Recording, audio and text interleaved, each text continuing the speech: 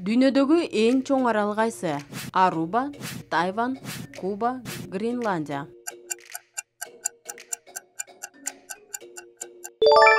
Гренландия. Гимндин музыкасын ким жазган? Жалил Садыков, Шабданбек Кулуев, Насыр Давлесов, Калый Молдобасанов.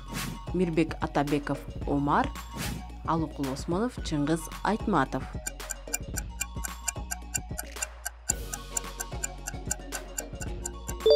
Насыр Давлесов, Калый Молдобасанов. Макалды толуктаңыз. Айран сураган эмнесин жашырбайт? Аягын, баянын, уятын, ач экенин.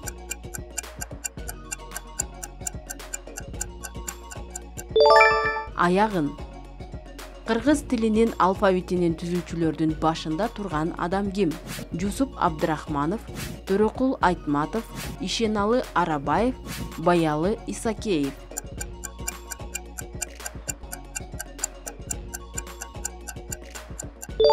Ишеналы Арабаев.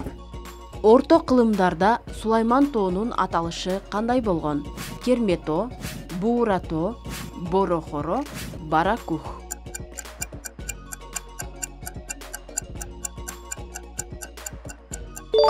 Баракух.